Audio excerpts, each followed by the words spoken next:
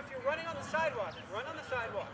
Hop onto the road, avoid the car, jump onto the curb, go to the grass, go to that stone wall, and keep adjusting and running on those different surfaces on the terrain so that we work things in different ways and strengthen all sorts of things as well. And it's good to cover one thing. It's very simple, which is you never want to exceed 90 degrees or perpendicular between your lower leg and the ground. When I'm here, I'm safe. When I'm here, not safe. This, spring. This, hammer. Avoid the hammer. Sledgehammer, bad. Spring, good. So you keep it in nice and close. Closer you keep it in, the style, which is I lower the landing gear. So I'm running on with something nice and soft, I'm up nice and high. As soon as I hit the rocks, I'm down nice and low, I've dropped my arms, and my heel is just barely off the ground. So that center of gravity, nice and low. You up every morning. You feel great. Yeah. She decided because of last year. Most I've done. How barefoot-like it is, no matter how thin it is, changes my stride and inherently makes me land heavier. So it depends on the air temperature, it depends on the humidity, it depends on how cold the ground is and how long the ground has been cold, and then also the moisture on the ground. So all those things come into effect. I was just about to... Spring conditions, and you can find some ice to run on or some wet stuff to run on, go for the ice. The ice is a lot warmer because the water is what's soaking away the moisture, or soaking away the heat from your feet. 100 yards, and the reason is it's a different stride than walking. I haven't specifically gone to this kind of thing before. Yep. But I have been barefoot a lot, and I have run barefoot a lot. It's not specifically trying to do this. If you've run barefoot a lot, that's a very different situation. Then you already have some of that under your belt. Now, if you haven't been barefoot this season yet, I'd say start into it slowly. But it's just a listening to your body and letting our body tell us what we're capable of. Now, for everybody else, typically what I get at talks and clinics is negotiations. People tell me, well, what about under this condition can I go longer? Well, what about under this? Okay, first off, he's saying his calves and Achilles are starting to get tight. What does that mean? Let your skin be your guide. Let's go back to some fully barefoot time. I'd also like to see you shorten your stride, and I'd like to see you for now landing probably a little bit lower on your foot with the heel maybe brushing the ground. Okay. The higher up, the more work it is on the calf and Achilles, which is great over time, but particularly not in the beginning. So your body's saying you need to back off a little bit. What we don't want to get is a tendonitis going on in here where it becomes a real long-term chronic condition. So the other thing I want you to do is work on stretching things out after your runs or at the end of the day. Now the old school way of stretching calves and Achilles is what? Going up to one of these trees here and going and horking on things right like that. Well, do you know what that does, particularly if you do it on cold muscles? It tears things, because we're only getting the attachment points of the muscles. Instead, what we want to do is roll out through the belly or the bed or get through the entire muscle. And a great way to do this is with this medieval torture device right here, typically called your foam roll. And what you're going to do with your foam roll after your runs is you are simply going to roll out over the calves and Achilles, look for the tightest spots that you could possibly find. You'll feel some knots in here, you may even feel a golf ball or a grapefruit. And you're going to go and hold on that spot for a minute or two and start until it starts to melt and go away, and then go hunting and looking for your next spot. Now, and go for you also get your IT band. It's the rope-like connective tissue that attaches from your hip to your knee and pull into your feet. This, over your IT band, look for the tightest spots that you can find. Go onto your quad as well, which if you have tight, well, almost all the muscles and tendons of our legs begin beneath our glutes or in our piriformis region here. So simply take the ball. I apologize. This one time you will not be thanking me for this. See, barefoot running, no pain equals maximum gain. Listen to your body. Be a baby. Except when you've got the ball here, go hunting for the tightest spots you can find. You are going to sit on this.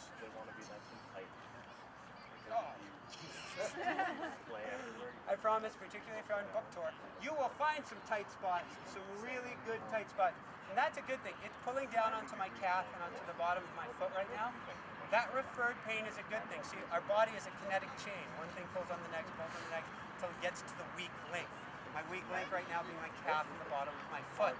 If I work on the ball at this spot here, I protect what's going on down there. So really go hunting. Both sitting on the ball, hip, that's the only thing that's kept me going with my titanium hip, and even roll onto your belly and get into your psoas region and help loosen up everything. Good, because it helps with blood flow through the evening, which helps with recovery. You wake up a lot looser in the morning by doing it. Produce a lot of pain. Start light so that we learn what listening to your body is.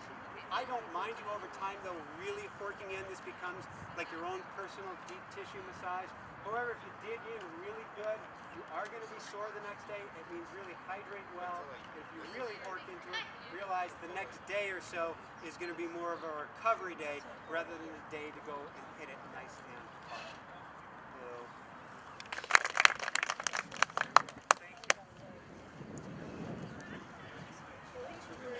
thanks. The more I do this, the more I wake up the bottom of my foot along with my calf and Achilles. And I'll go this way, I'll also rotate over like that, and then I'll even rotate over the heel like that. Now, if I've got any tight or sore spots on the bottom of the foot, I don't do it so much before a run, but afterwards I can take a ball like this, or even better, a golf ball, or my favorite is one. And what that means is we can really work into this too much if we're not careful.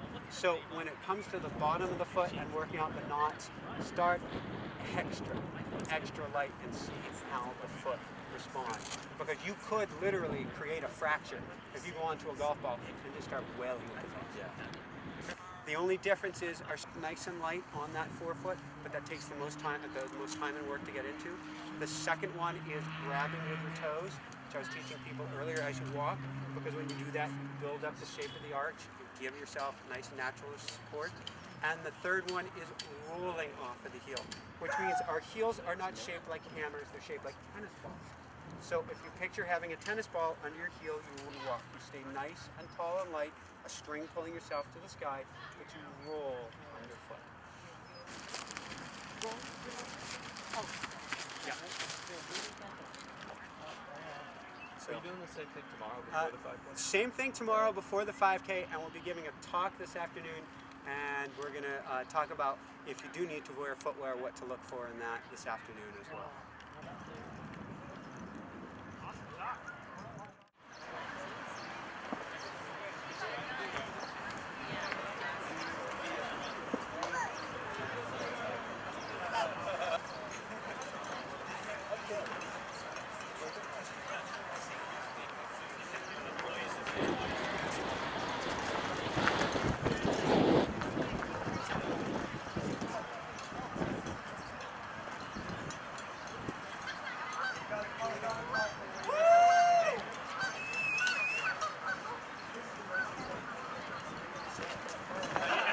25-yard first annual.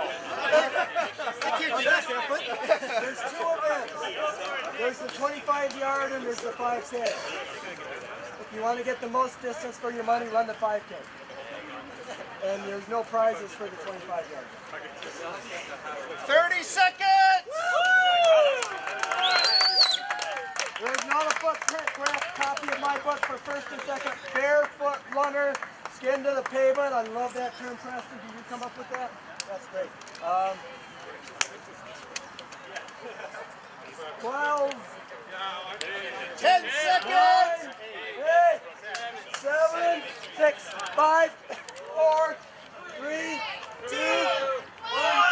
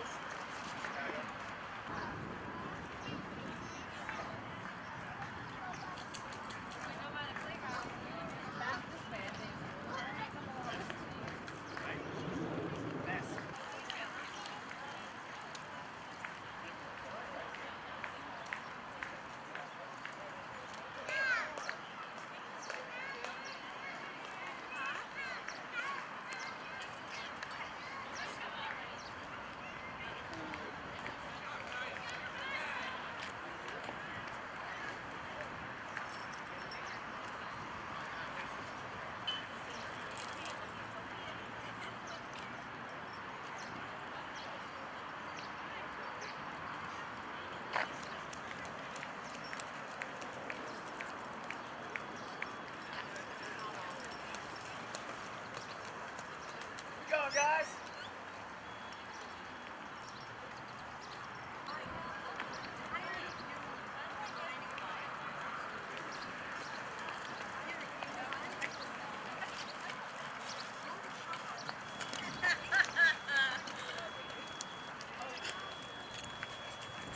Toes forward. Yay, Leah.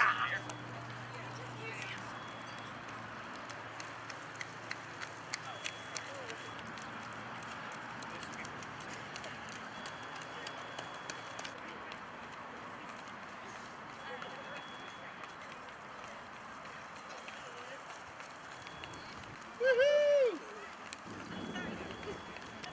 Hey, how are you? Thanks for coming.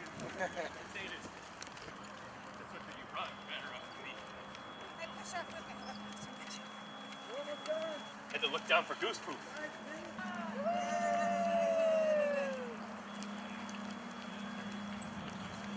Look, we're almost finished. Yeah. No, if anything, it doesn't balance the track. Nope.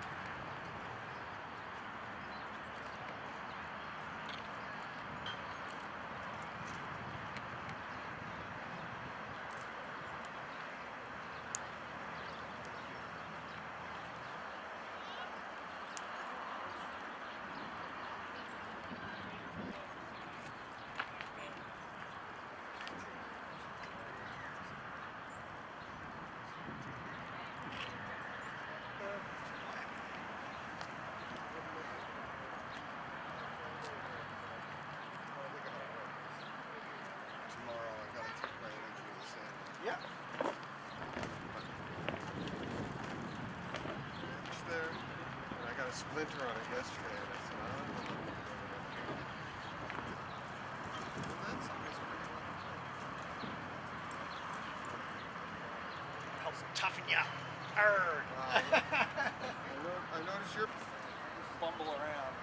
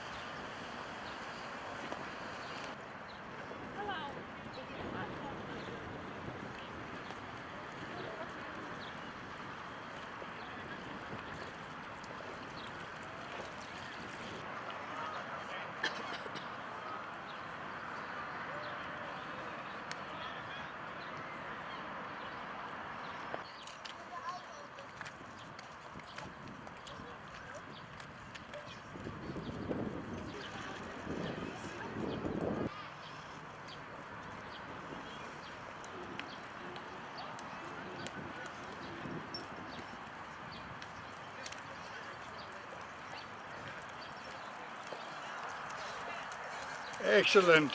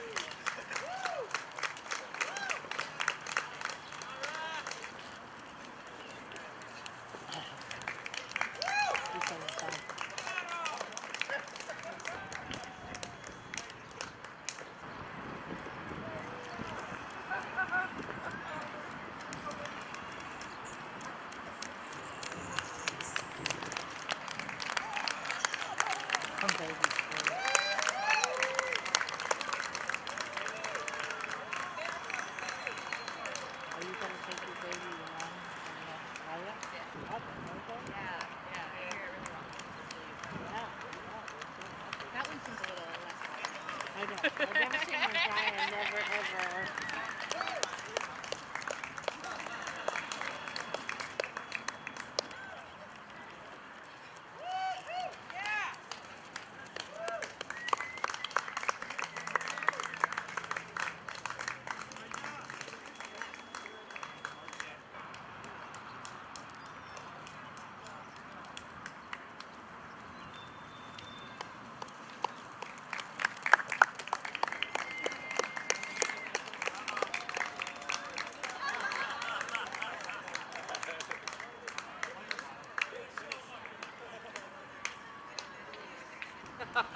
I like this tattoo.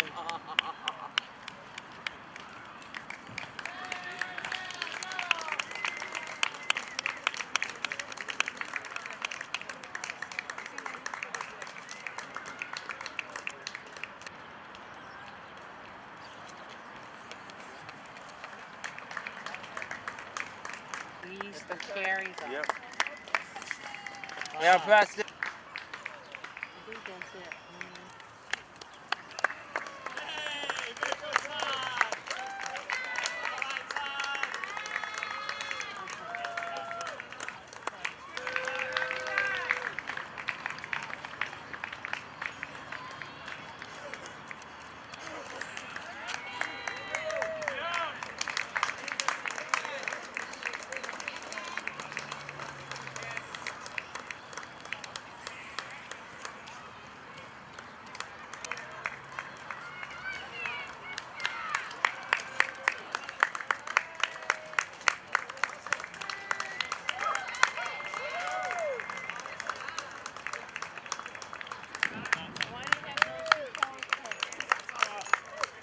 When I race my toes, those particular toes, try to close. Little duct tape fixes it. Looking good. You are on fire. All right. Yes.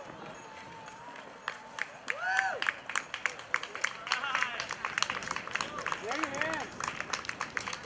Bring it in. Go.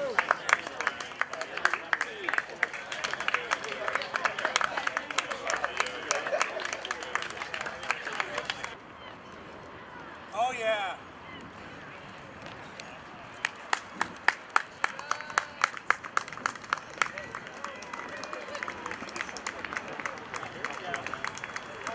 Great finish. Yeah, be strong.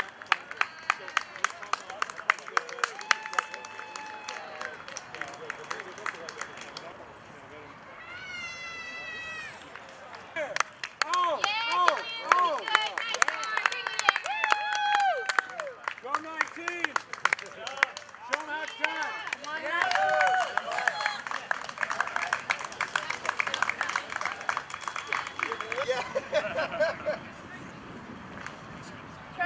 Okay, good. Awesome.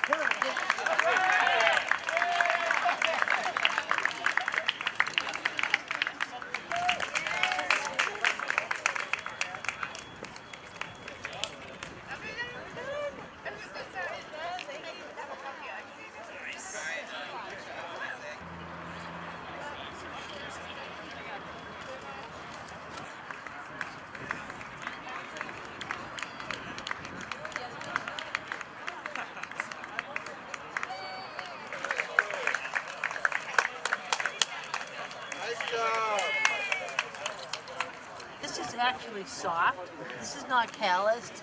It's kind of soft. It's smooth. It's smooth because it's getting like, you know, it's getting more foliated all the way. Okay.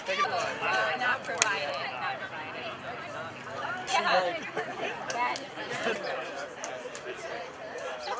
No, she always does. Yeah.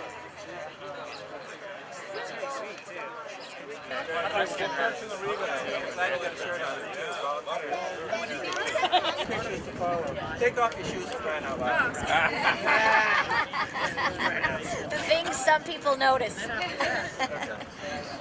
Perfect. Wait a minute, wait.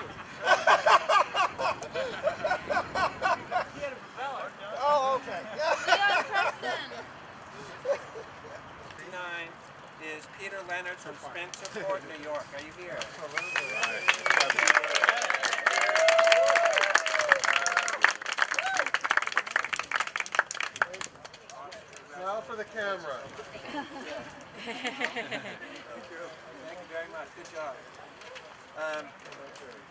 We didn't have any females in that category or the male to 50 to 59 category. So the next male is Paul Virotis from Reading, Mass. This next runner finally showed her face, and she knows who she is. Patty MacGyver, 50 to 59 from Marlborough, Mass.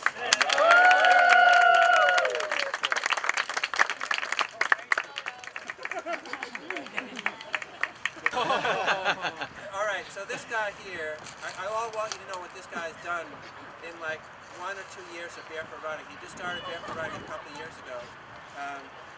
He trained for about 4 weeks for the October. What is it? Which marathon was it? Bay State Marathon in Lowell. He practiced for about a month, and we worked a little bit with him. He ran the marathon in 3:25 with only 4 weeks of training for his feet for a marathon. His first marathon, he ran it barefoot. He did really well. This morning, he ran the BAA 5K barefoot and ran in 18 minutes and something. And today, in the second shift of his running, he runs 19:48, 6:22 Ks, Keith Salustra. If anybody deserves an award, you're really awesome. I couldn't have done it without Preston's help. The month before when I decided to run this marathon, the longest I had ever run barefoot was 6 miles. So I talked to him on the phone and he's like, you know, you can run a marathon barefoot. And I'm like, what kind of Prestonian reality is that? But I had nothing to lose, so I just kind of ramped up the mileage and my feet just learned what to do and it worked out great. So I owe my debt to Preston.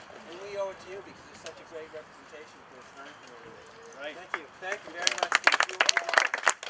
And I like the new term. Next female 40 to 49 is, and I apologize if I don't say this correctly, Jill Kazisny. Is that right? Jill? Alright. This guy is not training for the Boston Marathon. He trains every day of his life.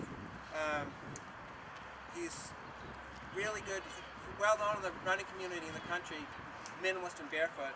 And he comes from Manhattan Beach, California. Pat Sweeney. He's running the marathon tomorrow.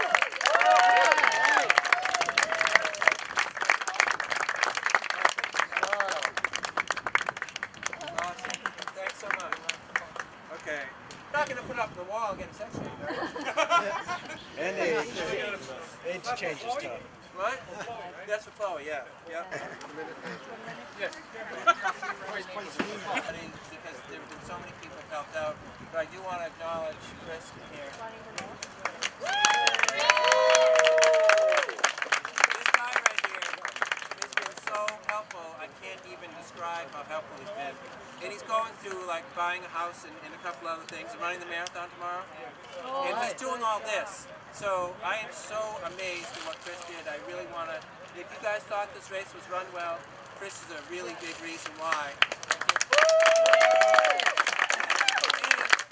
Thank you. And all the volunteers that Chris, she just had a baby like last year, and she's been running pretty well, and she ran in the stroller today. Angela, not big.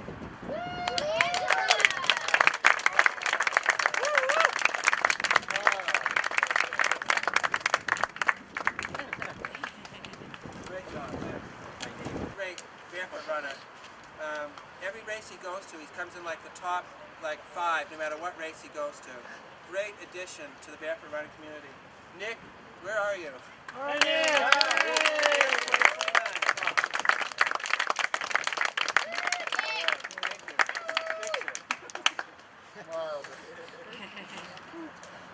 Awesome.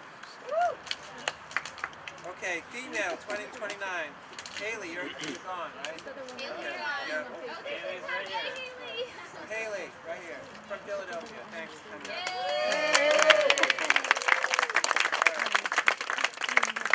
So this group from Rhode Island came up and wanted to have a good time here. These family of 3, and they all ran it today. Oh yeah. I'm not sure if they're still here. Let's see. Okay, the top female overall, again, some of these people, I don't know what the hell they're made out of, because I try to be these people and I can't be these people.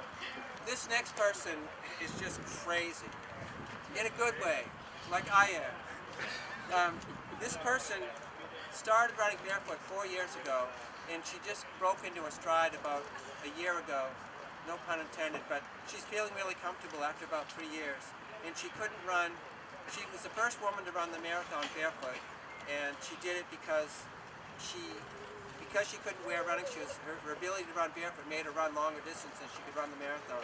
And this woman places like tops for her age group in almost every single race she goes in. And I think we know, for most of you, that Teresa Withy, come on up, Teresa. Yay, woman! Just the first barefoot female? First barefoot female. So, but you also... Watch out for that glass! Here, photo op. Smile. Get in there, Kemba. And Teresa, your husband is instrumental in getting all the setup, so Charlie, come on down. Get over here, Charlie. Come on, Charlie! Charlie is the guy that put this place up in about 2 minutes and made me realize that someone is superhuman, so thanks for all your help. Thank you very much. Okay, and then the top overall male was Chris Bertier. But He finished in 16:55 at a 5:26.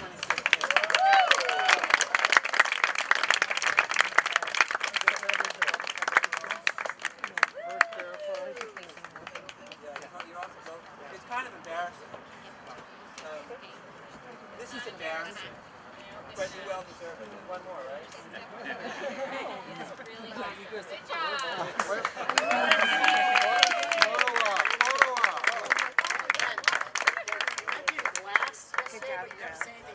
Jump over dogs. I said, jump over a cocker spaniel. Thanks, guys. Keep talking. All right, smile, guys. hold up some pictures. Hold them up. Hold some things up. They're gonna be tough. If you got all three of That's it. One, two, three, smile. Pride. Oh, everybody has to get a photo.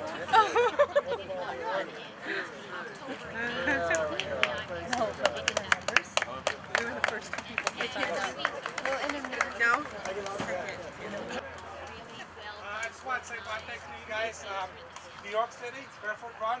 This is the first in Boston. We're going to have the third one in September in New York. It's kick-ass, it's great. I hope some of you guys make it, maybe all of you. And I want to give him an incredible hand. This is the first one. This guy's the leader over here.